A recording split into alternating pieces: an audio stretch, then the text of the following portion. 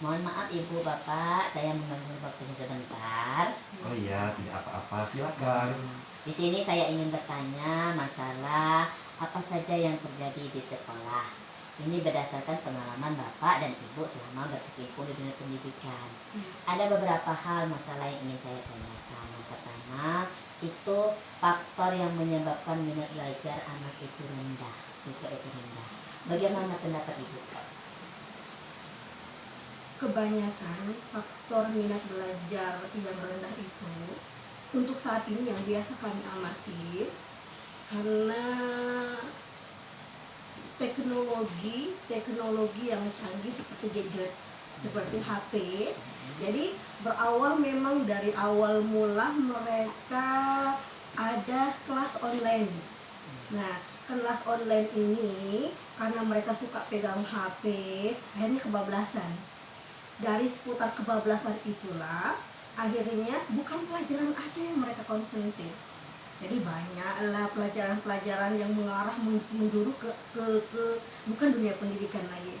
Jadi karena hal seperti itu timbullah sifat malas mereka untuk belajar dan cenderung ke arah permainan games. Oh, begitu ya. Itu yang banyak kita hadapi saat ini. Kalau untuk dunia anak-anak Berarti lebih ke teknologi ya Bu ya? Oh iya. Berarti lebih ke teknologi ya Bu ya. Oke, ada lagi Bu?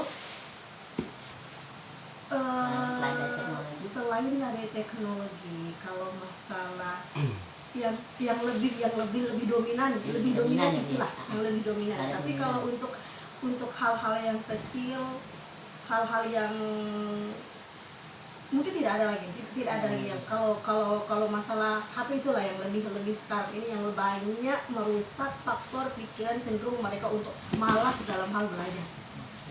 Kira-kira kalau dari faktor orang tuanya atau keluarganya bisa. Mungkin kalau dari dari faktor orang tua bisa jadi dari hal mereka kurang perhatian. Oh, kurangnya perhatian. Kurang perhatian. Biasanya mungkin karena sibuk dengan aktivitas mereka dan mereka terlalu percaya dengan anaknya sendiri, akhirnya mereka lupa dengan pengawasan itu sendiri. Lupa dengan pengawasan karena mereka sudah terlalu percaya dan sibuknya aktivitas yang dilakukan oleh orang tua itu sendiri. Sudah ya? Sudah. Bisa ada lagi Bu? Bagaimana menurut Bapak? Kalau menurut saya, menurut pengamatan dari saya, ya, faktor yang menyebabkan apa itu? Minatnya anak, rendahnya minat belajar anak itu antara lain yaitu salahnya dalam pergaulan anak. Oke, pergaulan. Salah dalam pergaulan, memilih teman misalnya kan, salah dalam memilih teman.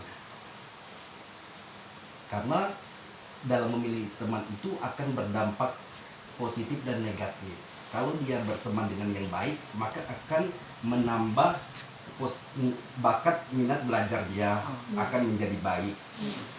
Contoh, kalau dia berteman dengan orang yang rajin membaca, rajin menulis, yang wawasan luas, maka dia akan ikut wawasannya luas, pintar juga. Tapi kalau dia sebaliknya berteman dengan orang yang bodoh, orang yang nakal, orang yang pemalas, orang yang suka, apalagi misalnya suka main HP, maka akan menimbulkan seperti itu juga, tidak akan jauh. Itu berdampak buruk seperti itu. Selain itu faktor keluarganya. Oh, keluarga juga Pak ya? Iya, keluarga itu misalnya kurangnya pendidikan dalam keluarga, terus lagi kurangnya misalnya perhatian dari ibu dan ayahnya, bagaimana waktu belajarnya tidak dirisaukan, siapa temannya tidak dihiraukan, pokoknya tidak peduli, cuman hanya membesarkannya saja. Itu juga termasuk faktor penyebabnya. Ada lagi Pak, Bu, yang ingin saya tanyakan. Kira-kira menurut Bapak dan Ibu bagaimana agar pembelajaran itu tidak membosankan? Apakah ada metode atau model atau strategi ketika melakukan pembelajaran itu biar anak-anak itu bosan, terutama pelajaran matematika dan membaca misalnya itu kan? Bagaimana menurut Ibu? ketika kita mengajarkan matematika yang susah bagi anak-anak tadi, sehingga anak itu suka, kira-kira bagaimana? Apakah kita harus solusinya di mana gitu faktornya, penyebabnya apa? Kalau masalah faktor yang solusi pendekatan mereka supaya minat suka dengan pelajaran seperti membaca, matematika, itu awalnya mungkin dari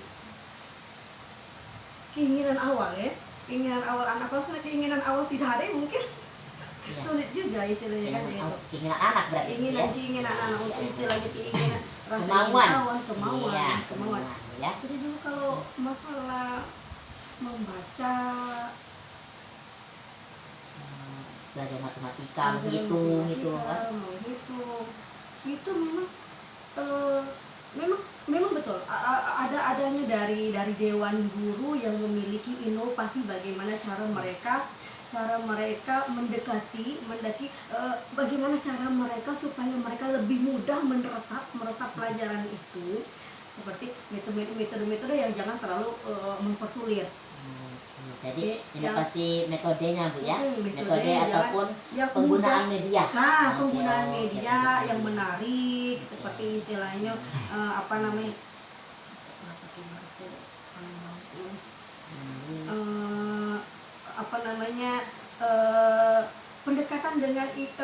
pendekatan seperti media-media yang mudah mereka terima, seperti buah-buahan, seperti alat-alat seperti alat bantu seperti itu, begitu. Yang namanya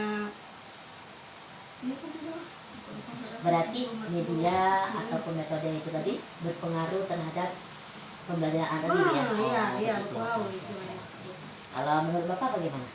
Itu seorang gurunya itu harus semangat. Oh, berarti harus semangat juga Iya, ya Pak ya? semangat. Oke.